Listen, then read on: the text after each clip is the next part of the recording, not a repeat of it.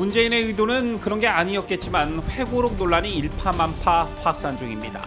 이 책이 오히려 긁어부스럼을 만드는 효과를 내고 있고 김정숙의 인도 방문 사건이야말로 특검 대상이라는 지적이 여론의 공감을 얻고 있는 흐름을 보이고 있습니다. 이 책을 빌미로 국민의힘은 김정숙 특검을 하자며 반격을 시작했지만 반면 민주당 내부에서는 별다른 반응이 나오지 않고 있는 실정입니다. 자, 그런데 이 책과 관련해 파생된 논란이 비단 김정숙의 인도 방문 논란만은 아닙니다. 현재 민주당이 보이고 있는 행태, 즉 특검 만능주의에 빠진 민주당식으로라면 이건 역시 특검감이 아닐까 생각하는데요. 문재인의 회고록을 보고 분노하는 사람이 있었으니 그게 누구냐? 2020년 서해상에서 북한군에 의해 숨진 공무원 고 이대준 씨의 형 이래진 씨였습니다. 문재인의 회고록을 두고 새빨간 거짓말이라고 말한 이래진 씨가 분노한 이유, 잠시 후 보도합니다.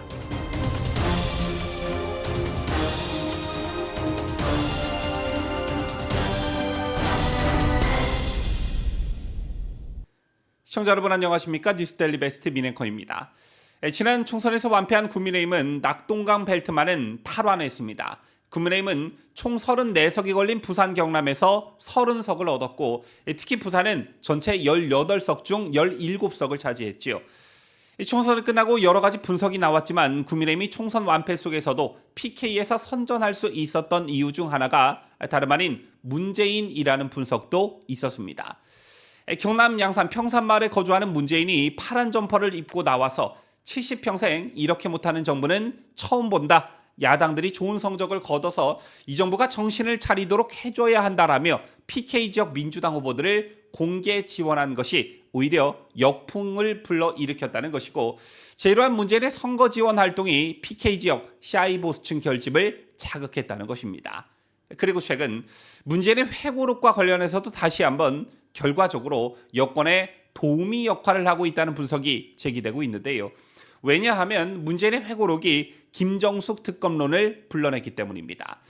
실제 민주당이 내세우는 김건희 특검론 명분대로라면 김정숙 특검론도 추진돼야 한다는 여론이 탄력을 받고 있죠. 여기에 더해 두 사람을 같은 선상에 놓고 비교하는 것을 넘어 김정숙에 비하면 김건희 여사는 문제될 게 전혀 없다라는 여론도 확산하고 있습니다. 그도 그럴 것이 김건희 여사와 관련해 제기된 문제는 두 건이지요. 도이치모터스 주가 조작 의혹과 디올백 수수 논란인데 아시다시피 도이치모터스 주가 조작 의혹은 윤 대통령과 결혼하기 전 한참 전에 일어난 일이고 디올백 수수 논란 역시 대통령 직무와 관련성이 없을 뿐만 아니라 김정숙처럼 또 김혜경처럼 국고와는 아무런 관련이 없는 그런 성격을 지니고 있기 때문입니다. 따라서 문재인의 회고록 출간을 계기로 여권에서는 한 목소리가 나오고 있습니다. 그 어렵다는 보수 결집을 문재인이 또 해냈다라는 것인데요. 김건희 여사의 특검을 해야 한다면 김정숙 인도 방문과 옷감 문제 등도 특검으로 다뤄야 한다는데 의견이 일치되고 있습니다. 또 수세에 몰렸던 상황에서 반전의 계기가 만들어졌고 역공이 시작되는 분위기인 반면 민주당 내부에서는 별다른 반응이 나오지 않고 있는 실정입니다. 지난 문재인 청와대에서 직을 맡았던 소수의 친문 의원들만 목소리를 낼 뿐 민주당 당 차원에서 대응은 나오지 않고 있는데요. 이를 두고 친문과 친명 간의 현주소를 명확하게 보여주고 있다는 정치적 해석이 나오고 있습니다. 자, 그런데 문재인 회고록과 관련해 논란이 되고 있는 것은 비단 김정숙과 관련한 부분만은 아닙니다. 문재인이 회고록에서 서술한 북한과 관련한 여러 가지 내용들이 여론의 비판을 받고 있는데요. 어제 다른 영상에서도 전해드렸습니다만 문재인은 회고록에서 국제사회로부터 많은 비판을 받았던 북한 어민 강제 북송과 관련해서는 거의 언급을 하지 않았고 2020년 9월 서해를 표류하던 해양수산부 공무원 이대준 씨가 북한군에 피살된 사건에 대해서도 이 씨를 사살하고 불태운 북한에 대한 비판은 하지 않았습니다. 전혀 하지 않았습니다. 그러면서 남북 공동연락소 폭파 사건 때문에 북한과 연락이 두절됐기 때문에 할 수 있는 조치가 거의 없었다라는 핑계를 댔는데요. 저런 문재인의 가당치도 않은 핑계에 분노한 사람이 있었으니 그게 누구냐? 바로 이대준 씨의 형 이래진 씨였습니다. 2020년 서해상에서 북한군에 숨진 공무원 고 이대준 씨 사건과 관련해 문재인이 최근 낸 회고록에서 북한에 연락할 길이 없어 속수무책이었다고 한 그것에 대해 이시혜형 이래진 씨는 새빨간 거짓말이라고 반박했습니다. 문재인과 관련해 입만 벌렸다면 구라 거짓말 논란이 퇴임 후에도 지속되는 모양새인데요. 그렇다면 이래진 씨가 문재인의 발언을 두고 새빨간 거짓말이라고 한 근거는 무엇이었을까요? 특히나 이래진 씨는 책 내용이 오히려 당시 문재인 정부가 사건 증거를 인멸하고 조작했을 가능성을 더욱 굳히게 만든 자승자박적 언급이라고 했는데 그 이유는 다음과 같습니다. 우선 문재인이 지난 17일 공개한 회고록 변방에서 중심으로를 보면 문재인은 고 이대준 씨 사건 당시 북한에 연락할 길이 없으니 국제상선 통신망을 이용할 수밖에 없었고 수신 여부조차 확인할 수 없어 참 답답했다. 연락망이 가동되고 있었다면 뭔가 노력을 해볼 수 있을 텐데 속수무책이었다라고 썼습니다. 이래진 씨가 반박한 내용이 바로 이 대목이었는데 이 부분과 관련해 이대진 씨는 새빨간 거짓말이다. 당시 청와대와 국정원, 통일부 및 국방부의 한 라인 등으로 대북 연락망이 분명히 존재하고 있었다. 유엔사에도 있었다. 그런데 연락할 길이 없었다니 억장이 무너지고 화가 어마어마하게 난다라고 했습니다. 그렇다면 이래진 씨는 무엇을 근거로 문재인이 서술한 내용이 거짓이라고 말한 것일까요? 이래진 씨에 따르면 사건 당시 이래진 씨가 서욱 국방부 장관을 만났을 때 서 장관이 북한과 연락 채널이 존재한다. 다만 군사 기밀이라 공개할 수 없다. 이렇게 분명히 얘기했다는 겁니다.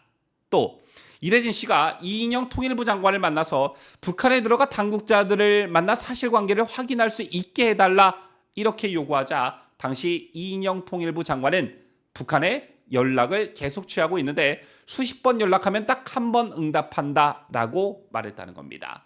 결론적으로 대북 연락 채널이 존재한다는 것을 두 장관이 자신들 입으로 이래진 씨에게 설명해 준 것이지요. 그런데 이들을 부하로 거느린 당시 대통령 문재인이 어떻게 저런 새빨간 거짓말을 할 수 있냐라는 것입니다. 또 이래진 씨가 설명한 부분에 굉장히 인상적인 부분이 있었는데요. 당시 북한의 남북연락소 폭파로 남북한 채널이 단절됐다는 문재인의 설명이 가당치도 않은 게 말이 안 되는 게 당시엔 김성태 전 쌍방울 회장 같은 일개 기업인도 북한과 돈 주고받는 얘기를 나누는 등 채널이 가동되고 있었다라는 것입니다. 직감하셨겠지만 쌍방울 대북 송금 사건을 거론한 것인데요. 기업도 가진 대북 연락망을 정부가 갖지 못했다는 게 수긍이 가냐라는 게 이래진 씨의 반박이었습니다.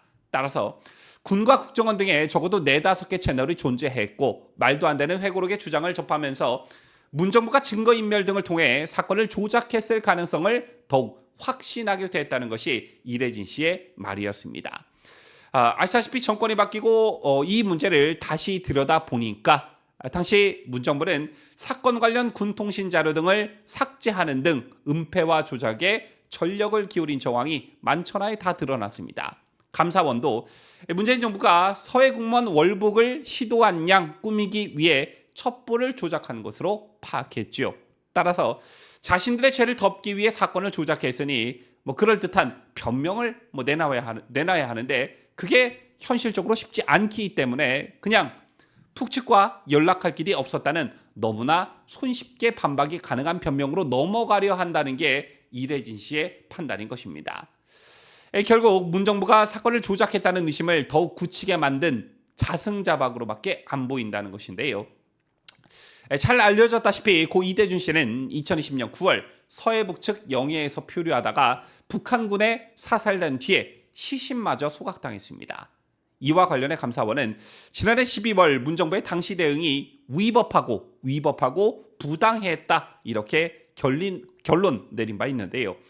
북한의 구조 통제를 하지 않았고 이 시 월북 시도로 꾸미려고 첩보를 조작한 것으로도 파악됐죠. 따라서 서훈 전 국정원장 등 관련 당국자들은 사건 은폐 혐의로 기소돼 재판을 받고 있는데 이 사건에서 유독 문재인만 쏙 빠져 있는 상태입니다. 이걸 과연 어떤 국민이 납득할 수 있겠느냐라는 것인데요. 최상병 특검을 주장하는 민주당식 논리대로라면 이것이야말로 특검감이 아닐까 생각하는데 여러분들의 생각은 어떠신지요?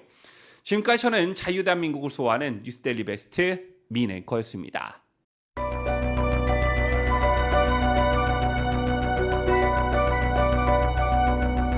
피해자 할머니들의 명예와 존엄이 회복되고 또 마음의 상처를 치유하기 위해서는 나라와 국민을 각종 위협으로부터 안전하게 지켜 국가를 위해 헌신해온 공무원들의 희생을 요구해야 한다는 점에서 솔직히 어느 정부도 개혁이 두렵고 피하고 싶을 것입니다.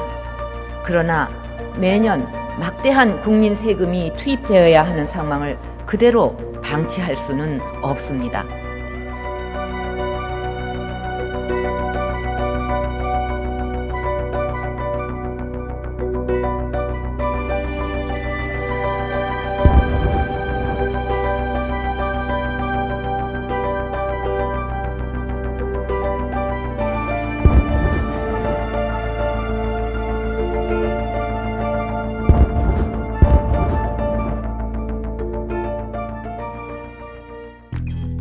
일 권과 2권 각각 따로 판매했던 박근혜 전 대통령의 회고록 2권이 한 세트로 리뉴얼되었습니다. 이야기가 이어지는 2권을 이렇게 멋진 박스에 한데 모아 보관하실 수 있는데요. 박스 세트 구매자분들께는 그동안 공개되지 않은 박근혜 전 대통령의 사진 3장을 증정해드립니다. 이 모든 증정품은 오직 온라인 서점을 통해 구매하신 분들에게만 해당됩니다. 구매는 교보문고, 예스24, 알라딘 이렇게 3곳에서 구매하실 수 있습니다. 재임 기간 숨가쁘게 전개된 국정의 비화를 박 전 대통령 본인의 입으로 직접 밝히고 최순실 게이트로 불리는 국정농단 사태에 대한 솔직한 심경이 담긴 이야기 궁금하지 않으신가요? 박 전 대통령의 사진만으로도 소장 가치가 충분한 어둠을 지나 미래로 박스 세트 구매하신다면 가치 있는 소비가 되실 거라고 장담합니다.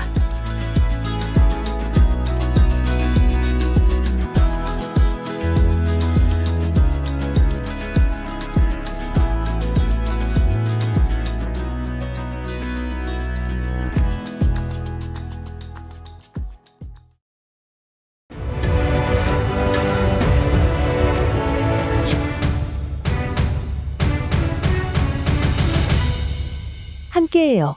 뉴스 데일리 베스트.